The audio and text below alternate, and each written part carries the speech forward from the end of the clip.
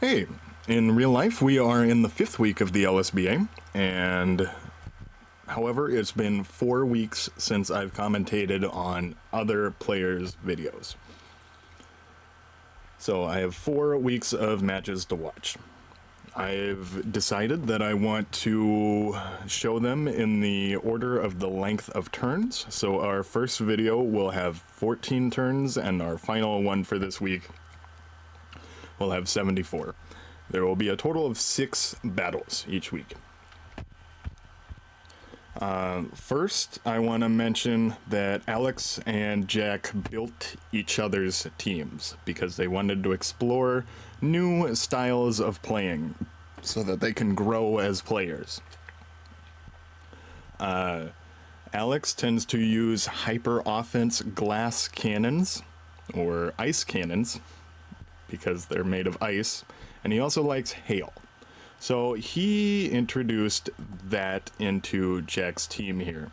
It starts with a hail lead, and there are several hyper offense ice types, although there were a few trades.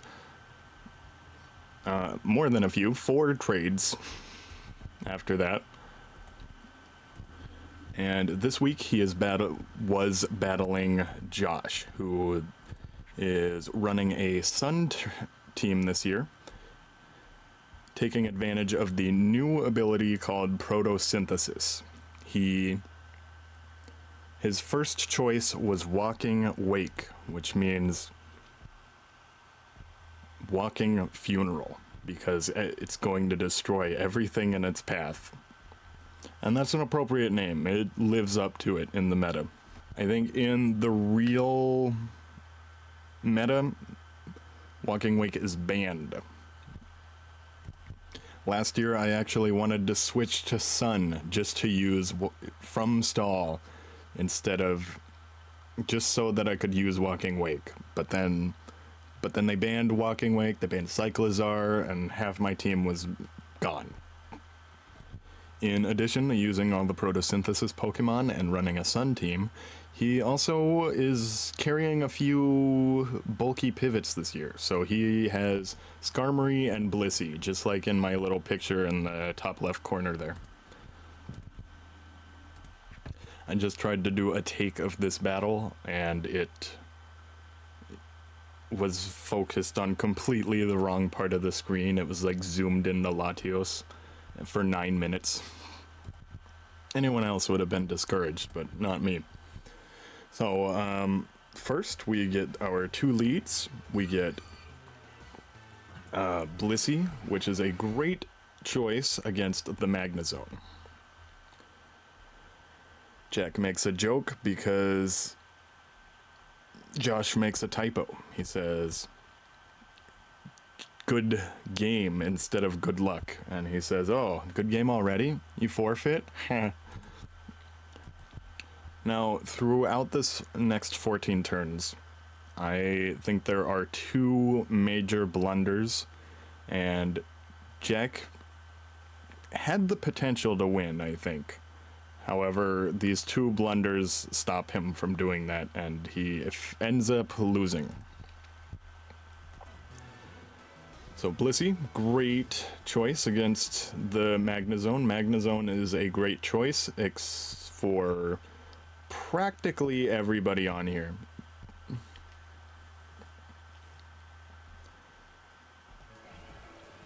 If he caught the Skarmory on the lead, that would have been ideal for him. And then I think he was just trying to catch the Skarmory, and he would have been fine if he switched afterwards with the Magnezone lead. So he Volt switches into Iron Treads, and on the same turn, Blissey is a great lead because it can use Stealth Rock, and he sets up a Stealth Rock. A lot of players will sacrifice an entire Pokemon slot just to set up Stealth Rock once. And just for it to get Rapid Spinned or Defogged 4 turns later. So I think Iron Treads is a somewhat good physical attacker. But he goes for a Volt Switch, expecting Blissey to switch away from something else. And it's fun to note that there are two Paradox versions of Donphan, and Jack brought the future one, and Josh brought the past one. So he Volt Switches out into his secondary physical attacker, trying to exploit the Blissey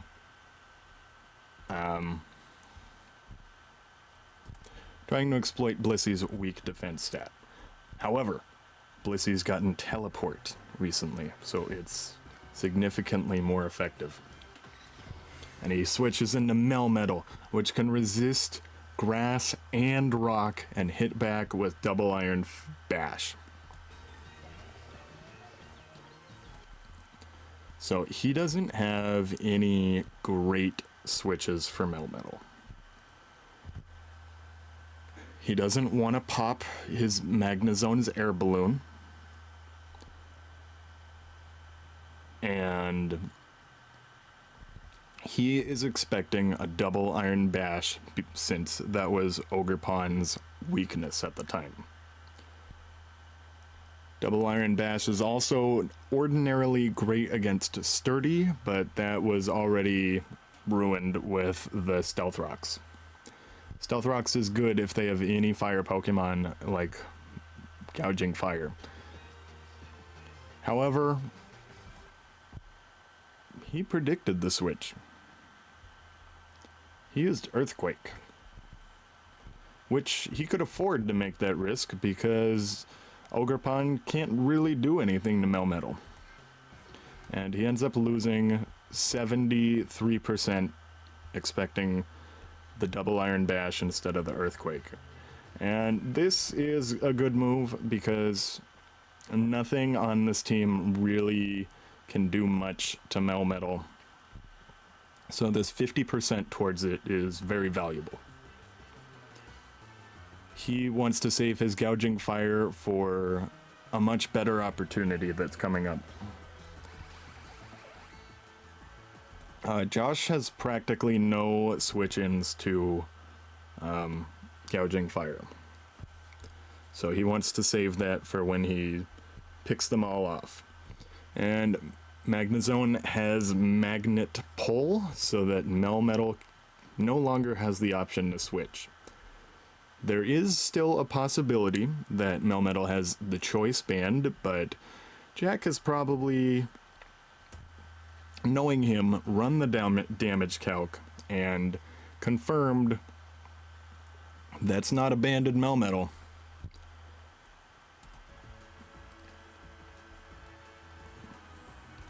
The Volt Switch does a lot of damage.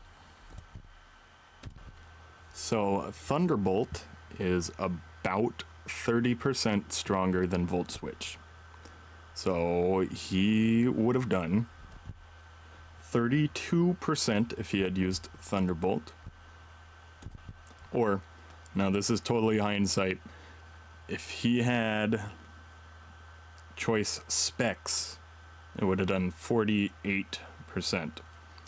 with a Thunderbolt.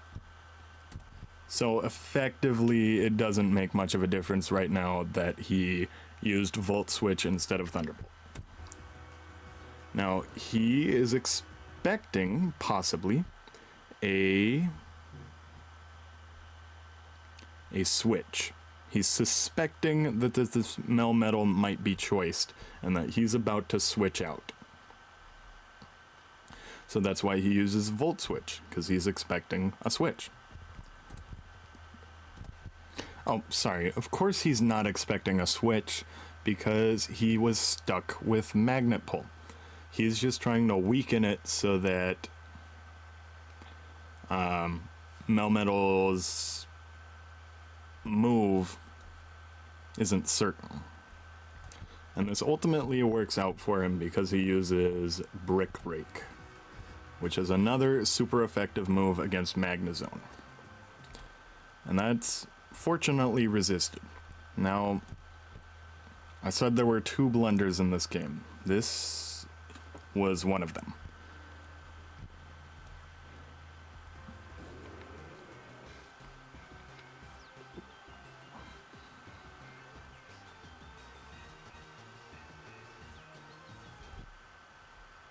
He loses his entire Latios Mega. My guess for why he used Draco Meteor was because he was expecting a switch into Charizard. Draco Meteor, after stab, and then resisted, is about 97 base power. If he had used Mystical Fire or Aura Sphere, that would have been 150 and 160 respectively, which would not have done enough if he hadn't used Volt Switch. But because he really wanted to catch that Charizard, he used Draco Meteor. And he thought that he was calced enough to do 25% to it, but it only did 22. So with the final Magnet Trap, Magnezone switches in to finish off the Melmetal.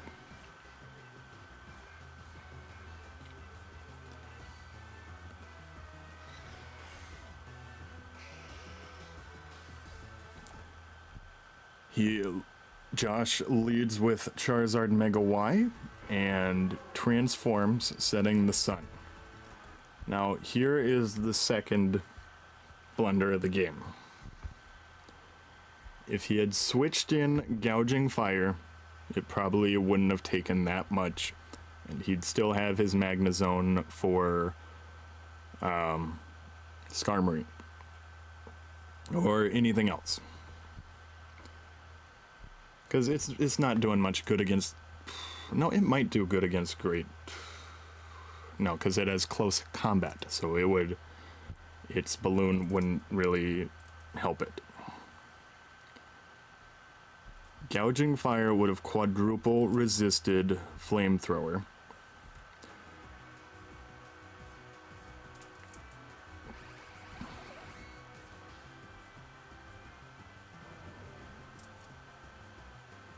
And here's where the plan comes in. Although Jack had Ninetales Alola, he could have had a Weather Battle to stop the Protosynthesis on the Great Tusk and the Walking Wake. But he chose to take advantage of it with his own Protosynthesis Pokemon. He's effectively equipped with a Choice Band now. And he sets up a Dragon Dance, so now he outspeeds everything on the team naturally. His speed is up to over 400. And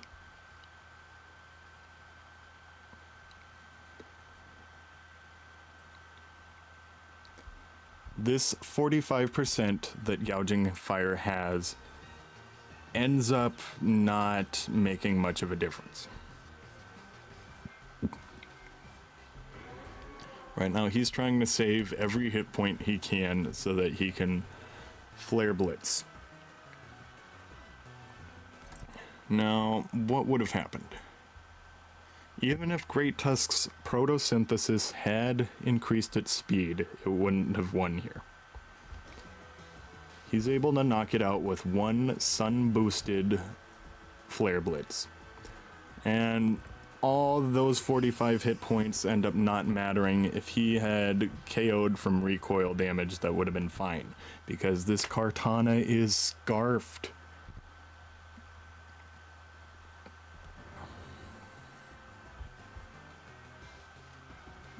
And you see where this is going, right? So, if he had the Magnezone, he wouldn't have been able to spam X-Scissor like this. X-Scissor would have been resisted. Although he does get Sacred Sword, so that's something he could delay. And he's pretty much just sweeping.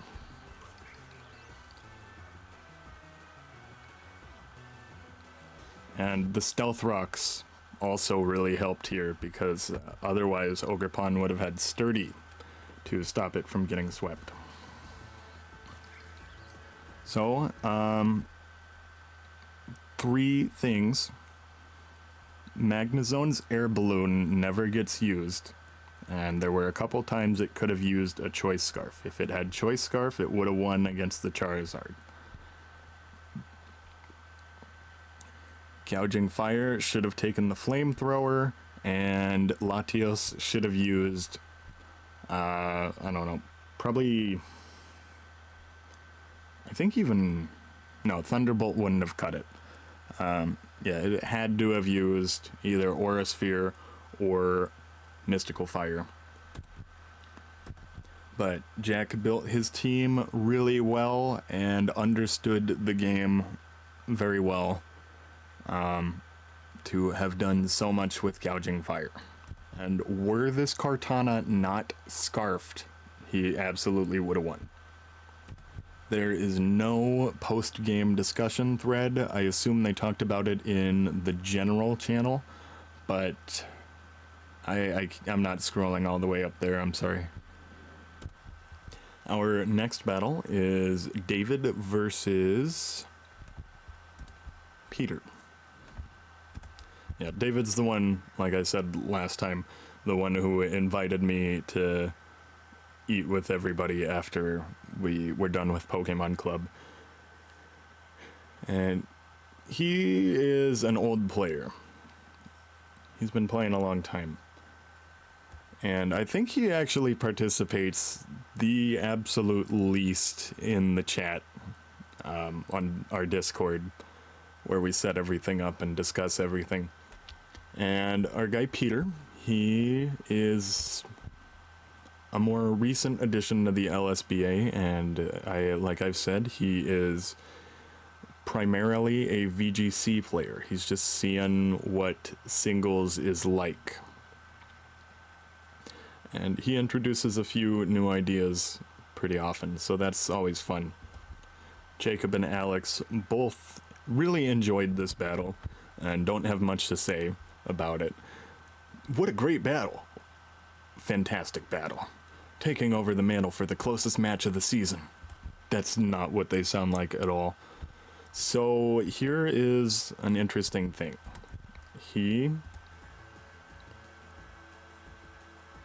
We find out that both of these leads are Choice Scarfed. He is trying to use Choice Scarf Ice Beam with his Pelipper, and he uses Choice Scarf Outrage, and that ends up winning.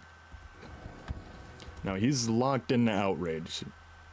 Peter knows exactly what he's doing next turn, because he can't switch out of Outrage. You can't call him back. You can't hold off your boy. And so with his Swift Swim, he uses Ice Fang, and because he's a VGC player, where Fake Out is on almost every Pokemon, and so is Intimidate, he forgot that Multiscale was an ability that Dragonite gets. So he was expecting that to totally work, and that he was totally gonna have Inner Focus. And so this Dragonite is able to beat these two Pokemon. Dragonite is one of the top tier Pokemon in OU. It will beat almost anything in a 1v1 because of its multi-scale and all of its coverage and its priority move in Extreme Speed. And I like how the genies look in their incarnate form, because they look like the Chad meme. That's what they look like. He is expecting this to be really fast. Although I think if he went for Outrage again, it might have worked, but he didn't need to take that risk. He can totally afford to switch it out. Now, why does he send in Excadrill? I suppose he was expecting Sludge Bomb or a rock move.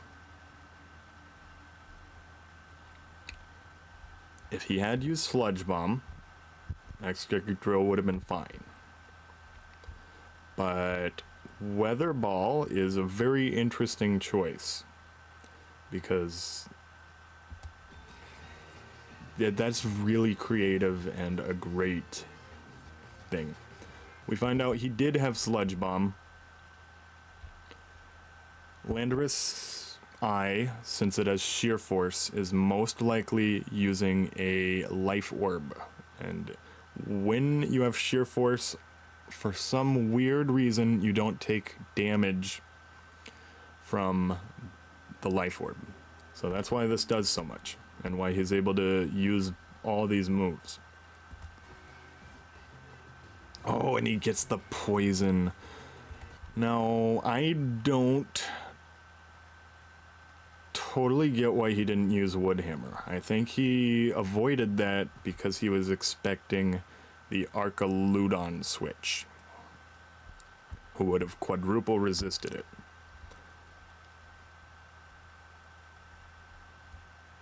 But that Sludge Bomb did so much. He used this Landorus very effectively. And Grimmsnarl is a very good support Pokemon. He uses Parting Shot so much, and David loves switching in to immunities. He does that like 3 or 4 times in this battle. And so he knows Grimmsnarl is going to be weak to poison, so he baits the poison move, switches in his immunity to it. And oh, what is Sear Storm? I don't even know what that does. So one of them has Bleak Windstorm, the other one has Sand Sear Storm. I mean, you kinda can guess from the name. It's just a buffed up version of Scorching Sands. So its power is 100, its accuracy is a little lower than Scorching Sands. Scorching Sands power is 70. Oh, they nerfed it. No, they buffed it. So it used to be 95 with 80% accuracy.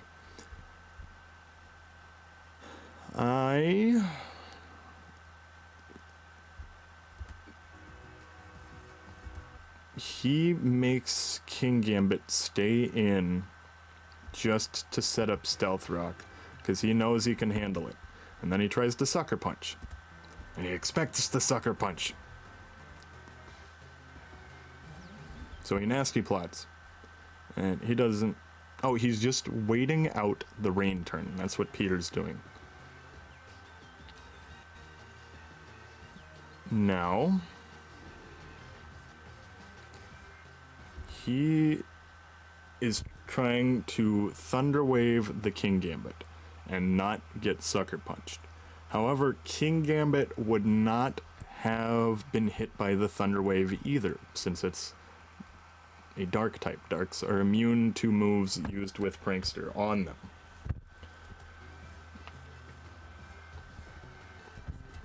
And now he goes really out of his way to set up the next 2 rain dances. He no longer has Barraskewda, but it makes Wellspring's Ivy Cudgel much stronger. So he knocks off the Light Clay, but a little bit too late. And Grimmsnarl takes no damage from either of those. It's ridiculous. And he sends in the Parting Shot into his Water Resist. The Draco Meteor does almost enough. And after all that work to set up those Brick Breaks, I mean, those screens, Brick Break gets used to break them. Although they already put in work while they were there, he stalled out several rain turns.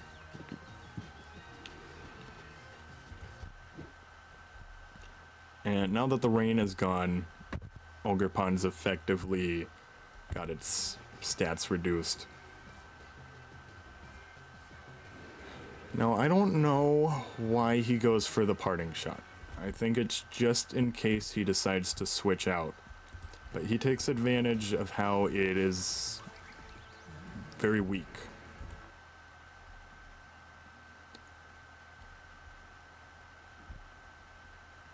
Now, ordinarily, I would think that would be to, like, set up a dragon dance or something.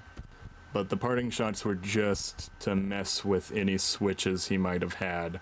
And he knew that his Latios would be totally fine anyway.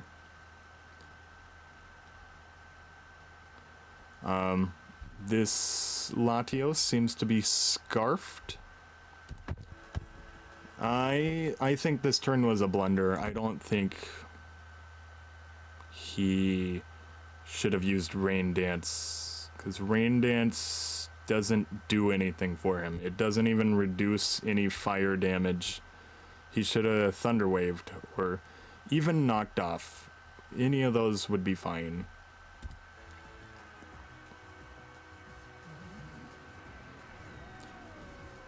Okay, this Archaludon does work. So David is an old player, so I don't know if he knows too much about Archaludon. And so he Ice Beams him, not knowing that he's going to have a stamina. He thinks he's just pretty much doing free damage. And he doesn't know he's going to get all these stat boosts from the Electro Shot. But he learns quickly from his mistake. He switches out as soon as he can. And sacks this guy.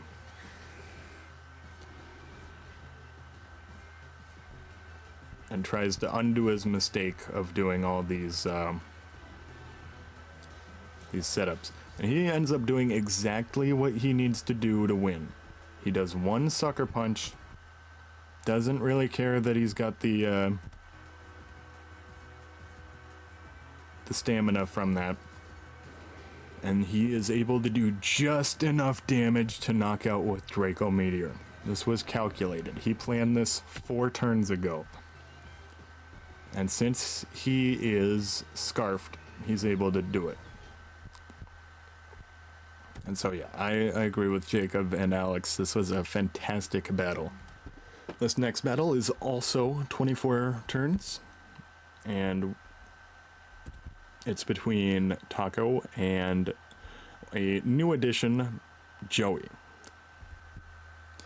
So Taco is our current reigning champion. He won last year and defeated me in the finals.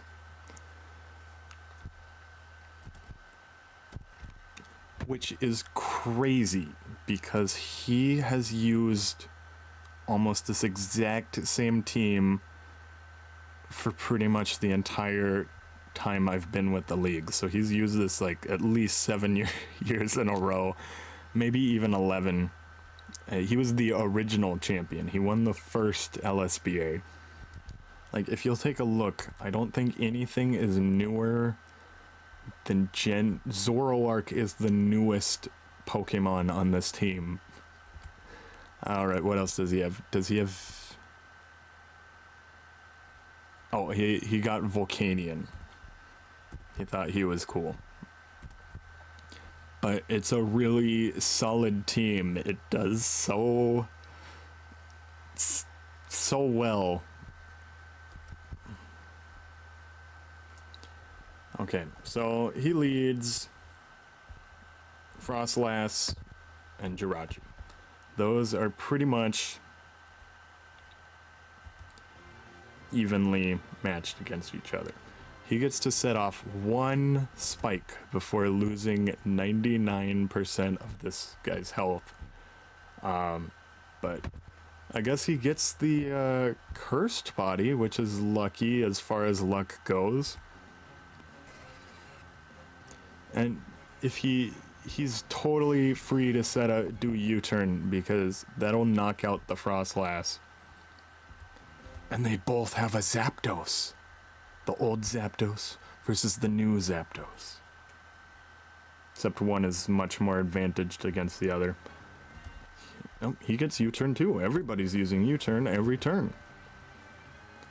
And, Raging Bolt is, since it's an electric type, it's going to resist its main stab moves of Thunderbolt and Hurricane. But Taco is trying to set up Ancient Power. He's trying to get a Ancient Power boost. Because that's fun. I don't know why Jirachi got sent out.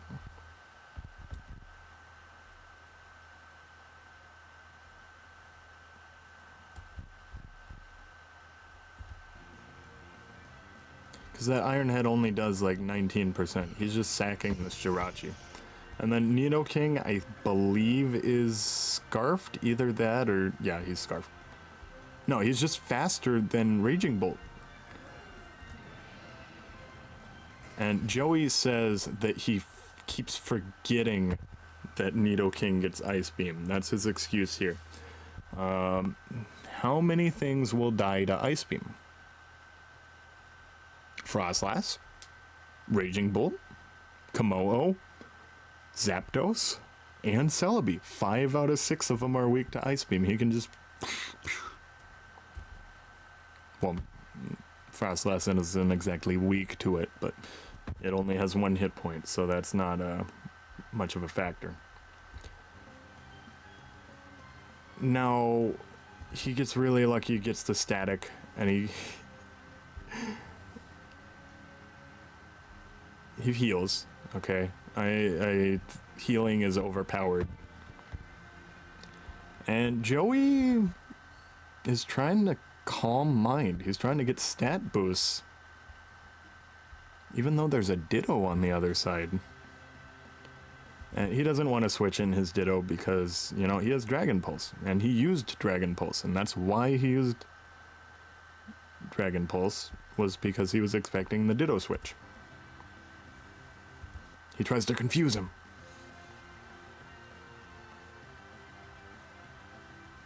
I think this Zapdos nickname is a reference to One Piece. And yeah, he's just Ice Beaming. And with this paralyzed Samurott Hisui, he can pretty much just Ice Beam Nidoking everything. And they have a speed tie. He's not expecting to take that much damage. He's expecting a switch. He thinks he's gonna switch out, so he tries to boost all his stats. And even with a full set of boosted stats, Komodo's not really that... they're not high to begin with, so you're not getting that much of advantage. And this is where we find out that this guy is Scarfed. Or the Nidoking is Scarfed.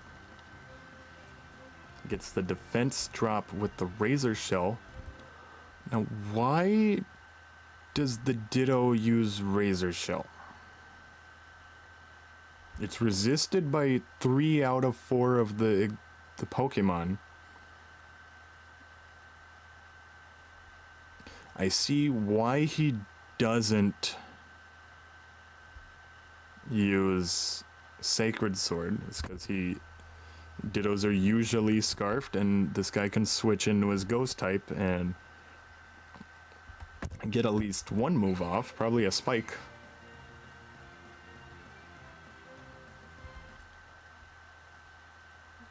He's like, joke's on you, it was a Zoroark the whole time.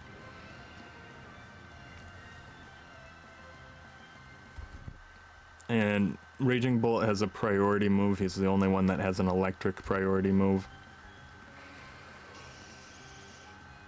But he's immune to it. Oh yeah, he's totally Scarfed, because otherwise Frostlass would have knocked him out. Not that it would have mattered, because he could just quick attack with his pincer. Tried and true, pulls through. So, this is the 4th battle of the week. My personal MVP nomination for the entire week is this Slowking Galar. Alex and Rodney are practically best friends, and I think I get the impression this is their third or fourth favorite game. And like I said earlier, Alex's team here was built by Jack. That's why it has Licky Licky and Hydrapple. I think he's the only one that cares about either of those Pokemon ever. I think Alex and Rodney are founding members of the LSBA, and they both at least participated in it. Joey pops in and says, "I am here," like All Might does. I think that's supposed to be an All Might reference. And they say, "Come on." And Jack is proud of this team, so he wants to see the team he built in action. And so he's singing a song about it. He says, "Come, get up, come on, get down with the thickness." But him and Alex are friends, so he says, he plays along. "Baby, get up, come on, get down with the thickness." Tinglu is pretty cool. Rodney usually goes with a rain team, and he usually picks all the top tier Pokemon, the most used in an OU. So he got the first pick this year, and he picked Landorus. They both lead their little guy, and Tinglu is weak to ice and water. So he switches into his special defender, who also has Regenerator, so that damage means nothing to him. This future sight is really nice, especially since there are no dark types. Rodney makes his Tapu Koko use Light Screen, which is pretty good. And this Chilly Reception, that was a fun play. He knows that a rain team is being brought, so if he can control the weather, he's okay.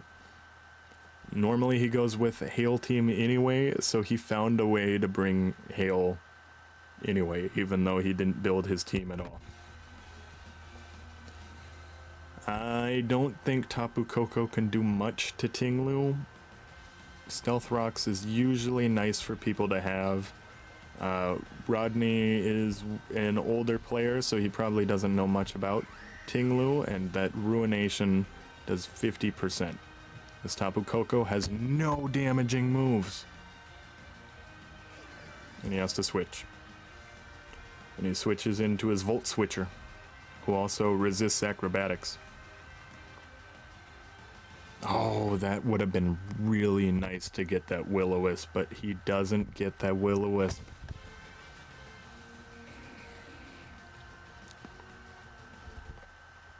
Slowking is a quad resist, and he's assuming there's going to be a second close combat.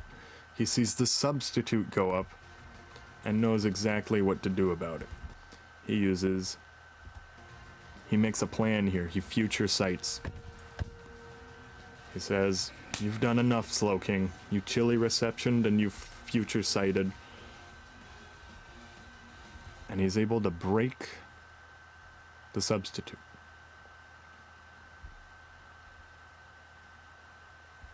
Now, personally, when I was watching this, I forgot about this future sight. I was thinking, oh, if that were me, I would have... Oh wait, first impression doesn't make a flinch. I'm thinking of Fake Out. He breaks the substitute, and then he gets hit with the future sight. Otherwise, this Hawlucha would have swept his entire team. You thought all hope was lost for Alex, didn't you? But no, this, like I said, the Slowking is the MVP. And he knows there's no attacking moves on this Tapu Koko. So what's he gonna do with this Hydrapple? Oh, the light screen was helpful.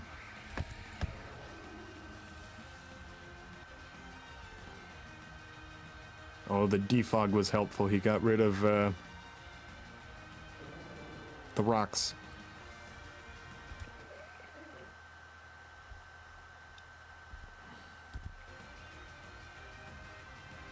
Oh, the focus miss. I guess that's fair because he got a Will-O-Wisp miss.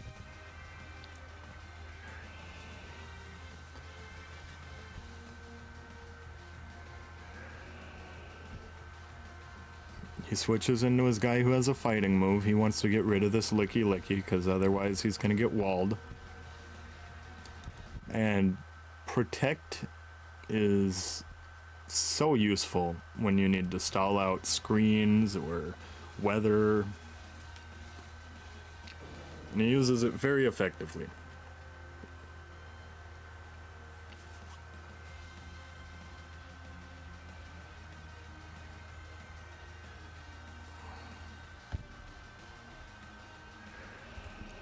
We only got a few more turns coming up. And this was very lucky. Because if Rodney has somehow predicted the Hydrapple switch, he could have used Ice Punch.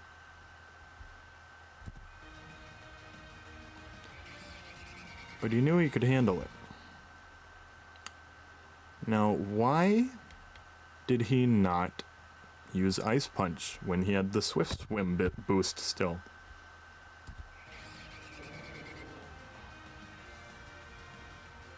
Even the Ice Beam doesn't knock him all the way out.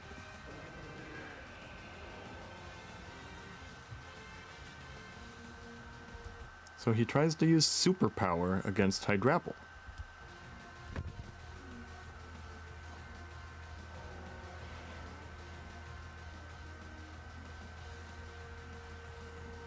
Oh, that does so much.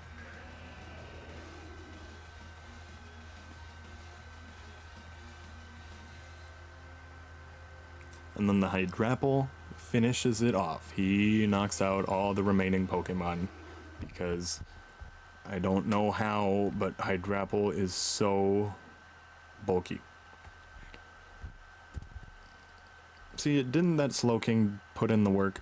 And watching this battle right now is pretty much my entire experience with any of the 3 Hydrapple forms.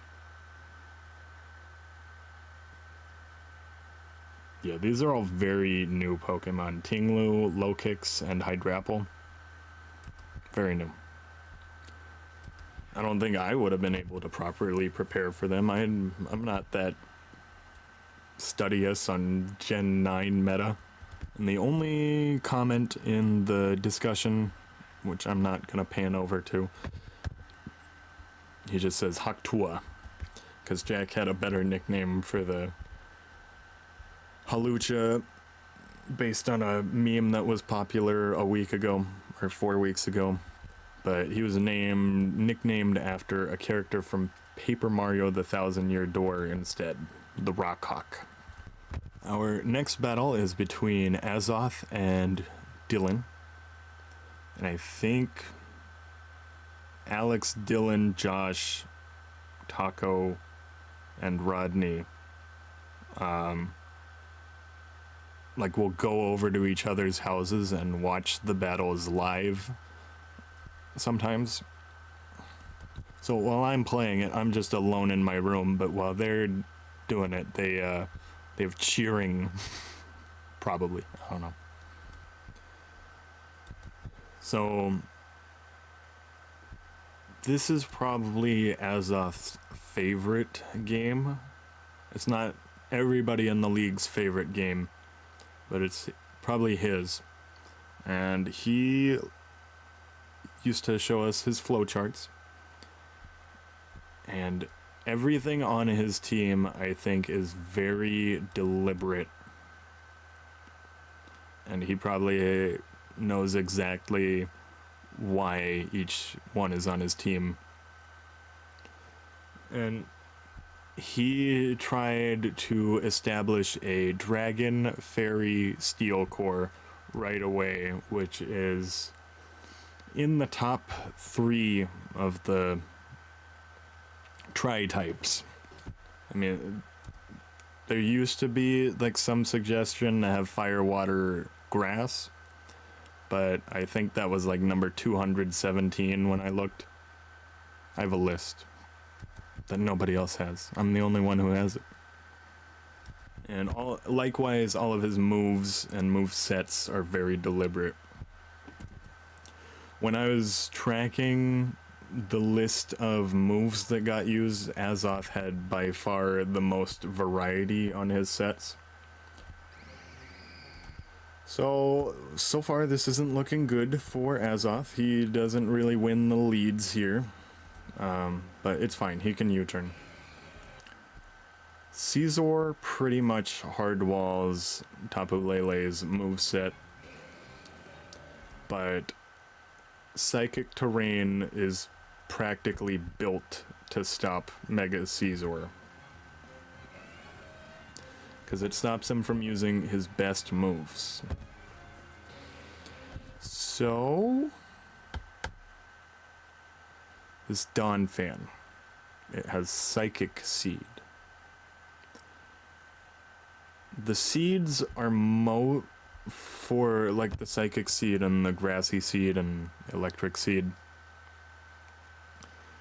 I've mostly seen those for proccing Unburden and Acrobatics. Donphan has neither of these.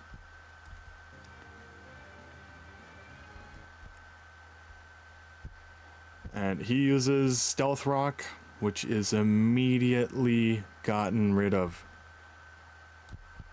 Defog undid 3 turns of stuff because he's using this Tapu Lele very strangely. He's using it just like Rodney's Tapu Koko this week. Oh yeah, we voted on whether to ban Tapu Lele because it's such a strong wall breaker. And I voted not to ban it because I wanted it for myself. I thought it wouldn't make the first 4 picks. No, it went second. Then I regretted not banning it. But it's odd to see it have either of those moves. Now, why does he Rapid Spin?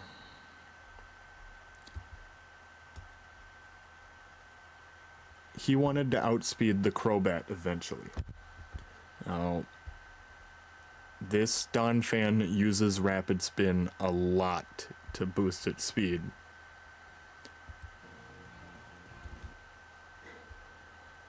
Primarina tries to poison the Donphan, or whichever thing switches into it. Everything besides Snail here would get toxic. Caesar takes next to no damage from the Flash Cannon, but it would take a lot of damage from the Flamethrower. And Azoth is just predicting almost every single one of his attacking moves. And he's able to use that to pivot like 3 Pokemon away with predictions. Now, if he had for some reason used Flash Cannon, that would have hurt this Iron Valiant a lot. But this is like his second pick for a reason. He knows that this isn't a scarfed Tapu Lele, so he would have outsped it anyway. Of course. And the coverage on Iron Valiant is huge, and it's even mixed coverage, so he's a little worried that this Superior has a Choice Scarf, so he doesn't want to take that risk because Iron Valiant is so valuable. And he has 2 quadruple resists to grass because he was expecting this.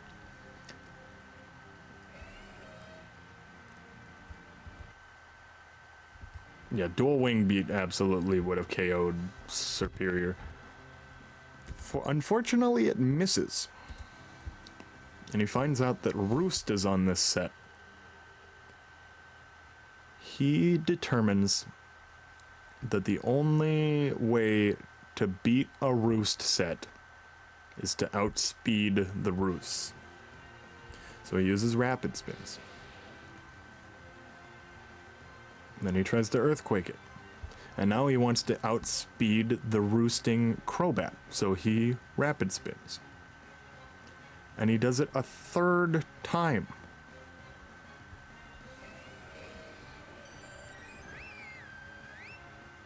I think this is just Dylan giving up. What does Alluring Voice do? I think that's either a normal or a fairy move.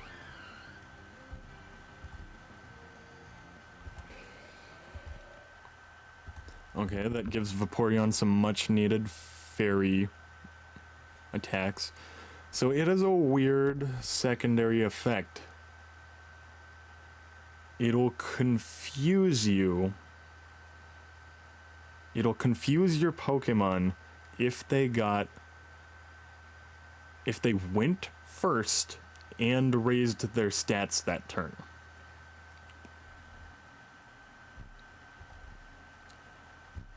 I think he would have been better off just using Toxic.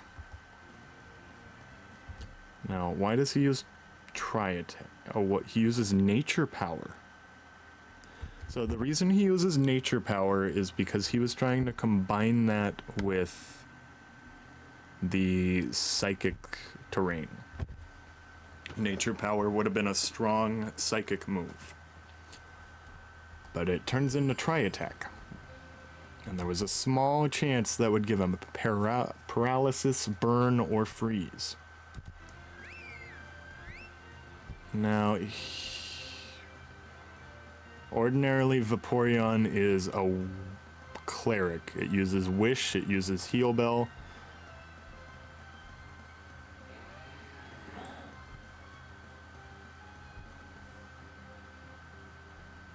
And Trailblaze, oh my gosh.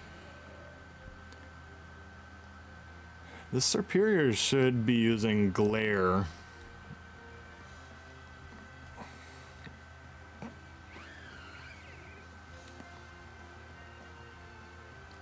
Azoth is just really good. I don't... And I think they both knew it. So here's the discussion. Ronder loves Crobat. Crobat is his signature. He says, Crobat, my man. Azoth says, sad that Mamo didn't get his moment, but Scarf Superior is too scary. Oh, that's why he didn't have Glare on it. Because it had a Choice Scarf. So, this last battle, battle number 6, is 74 turns long. It's between Chartwig, and I don't know how this is this is legal, but there are 3 people building this team and 3 people playing each week. And it's Ken, Chartwig, and I think the third person is Ron. And in this week, Ken is playing. And all 3 of them are like some of the best English-speaking players in the entire world. So I don't think it's tough to imagine Rossi winning this one. If you're confused why Thick Taco seems like a familiar username, it's because him and James both use almost the same username. There's just a difference. One has 3 C's, the other one has 2 C's. So this team here is running Pseudo Stall. It's got a variation of Skarm Bliss, and then 3 really fast guys. And Ken here is using Urshifu Rapid Strike, which will destroy almost any team on its own. And it'll win most 1v1s, especially in the rain. And especially when it's allowed to terrestrialize into water. Okay, so what happens here? He leads Meowscarada, who's a great U-turner. Now, he has Protean. So, Meowscarada's type is nearly unpredictable. And I think Meowscarada has gotten more use than Greninja lately. He uses Air Slash, expecting him to stay the same type.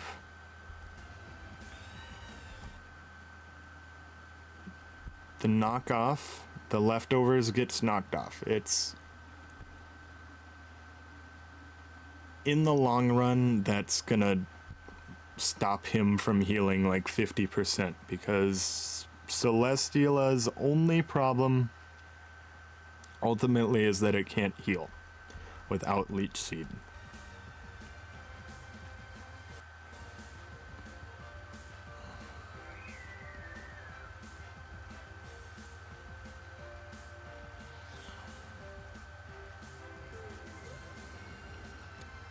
So he's expecting... he predicted the grass move, and that was totally fine. Flying Steel versus Flying Steel. Let's see if the Celesteela has Protect. Yep. He's healed back to full. Neither of them...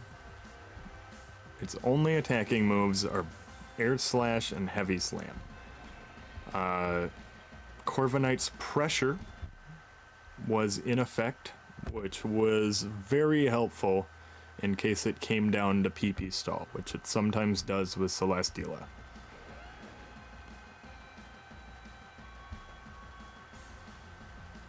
He takes the opportunity to set up hazards against a pretty weak guy, but he only sets up one layer of spikes. I think Celesteela is stayed in on for its like 10th turn now.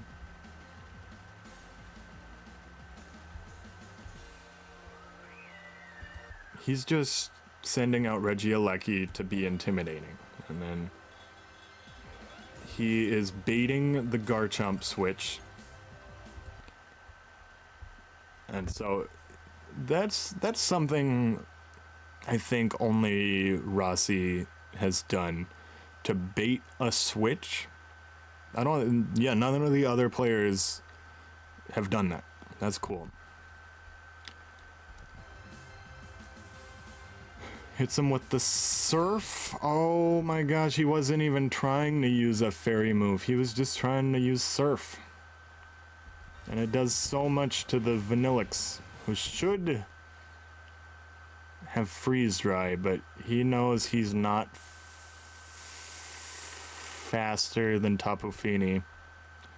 And this is unfortunate. They both switch at the same time. I think these are some of the only two teams that don't have U-turn on them. Yeah, well, yeah, just one U-turner? That's pretty low for... as far as our teams go. Everybody uses. So I don't know why he switches in Celesteela. He can't have possibly predicted the Trailblaze. It's so wrong that Urshifu, who's already very strong, gets access to Trailblaze. Oh, and he gets the Swords Dance set up. Oh, that is so wrong. He has a Swords Dance. He has a Speed Boost.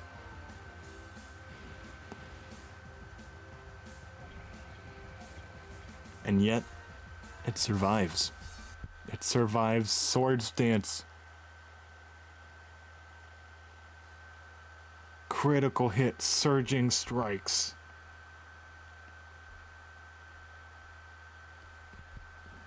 And uses Air Slash, what, twice?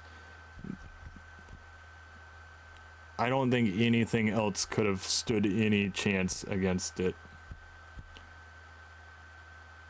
Well, maybe Tapu Fini. But that's what Trailblaze was for. And that's a good switch.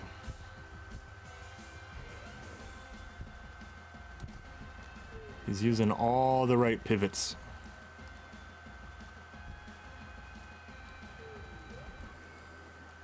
No. Regieleki normally has Dazzling Gleam or something, so I think that's... He thought that would be scary enough to get the Garchomp switch out, but it seems to be Specs or something, so he couldn't use it twice.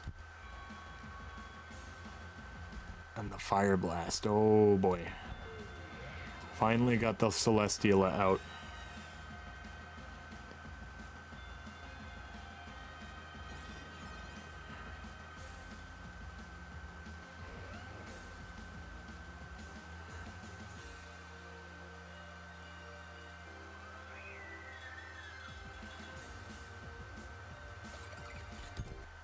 Okay, there's so much going on.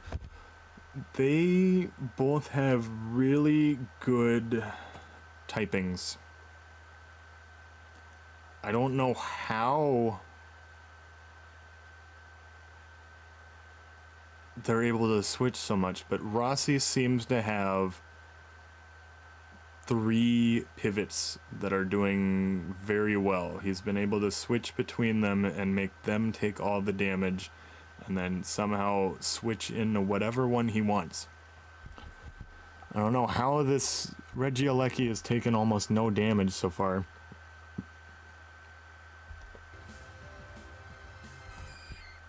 And what just happened?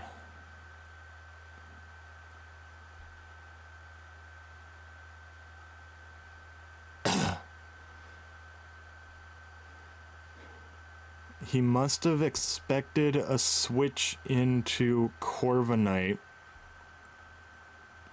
and he was trying to give the Choice Scarf to Corviknight, who would not like having a Choice Scarf, or Choice Specs.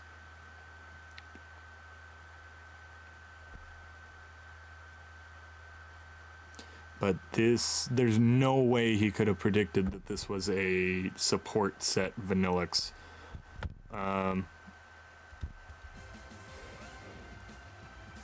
That's the first Aurora Veil of the turn.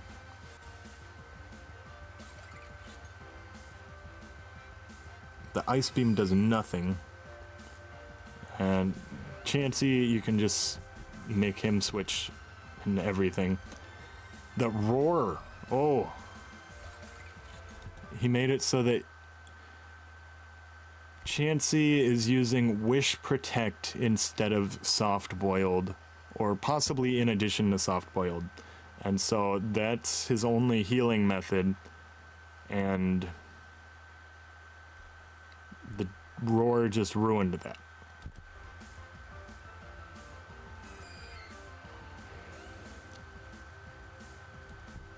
And you apparently can't protect a Roar anymore,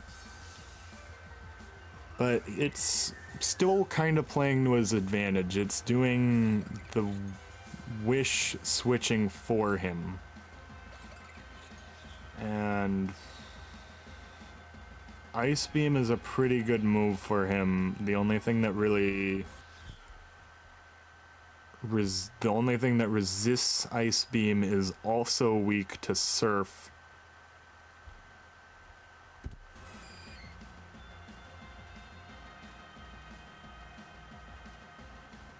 And I think both of these guys are playing way better than I have all season. We still got 20 more turns, and only 3 Pokemon are knocked out. We're up to turn 50 now.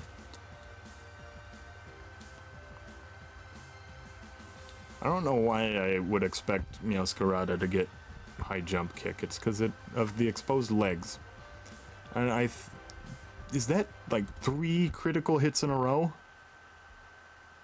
Yeah, turn 49, critical. Turn 51 and 52 are also critical Flower Trick. I don't think that ended up making any difference. So it's like surging strikes in that way, and it's not luck, it's just a property of the move that it always crits.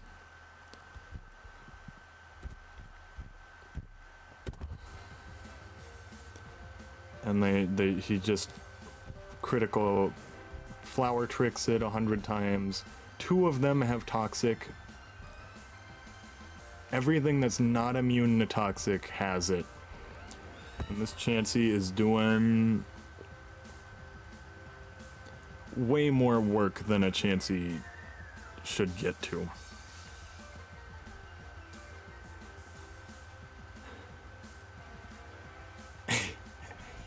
Alright, so here's what happened. Tapu Fini tricks the light clay and steals its Rocky Helmet, which is...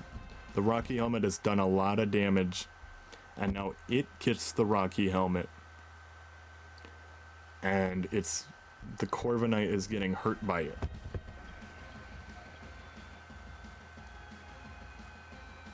Oh, that Meteor Beam was so close to doing what it needed to.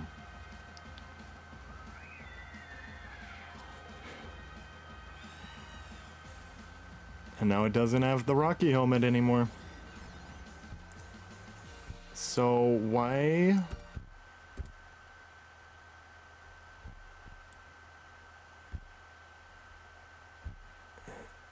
If there's anything that... This is the worst move of the entire battle, and I think that's saying something. I don't know why he used... Okay, so that happens.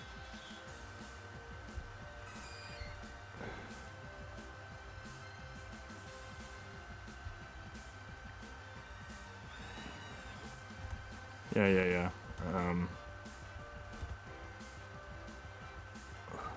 Where was the Ice Shard turn? Okay, so the turn he uses Ice Shard, there wasn't any good reason, because he was gonna... Unless he was, like... very reduced speed, I think he should have went with Ice Spinner. Not that that would have made much damage... Made much difference to the damage. Oh, and he gets low kick? Why didn't he use that earlier? Because it still does less damage than Flower Trick? This Chansey, though. Okay, maybe the Slow King Galar wasn't the MVP of the week. Maybe it was this Chansey. And all he really needs to do is PP stall out these 3 last Roosts. Because the only thing being affected by the pressure is the Seismic Toss, which he's not using. Oh. And Ken says bad game in response to Rossi's good game. Weirdly enough, the 74 turn one didn't take that much longer to explain than the others. I'm sure they both play better than me, apparently, so there's probably a lot of cool stuff that they did that I missed. But yeah, thanks for watching. I don't know how long it'll be before I do the week 3s, but everyone played good games.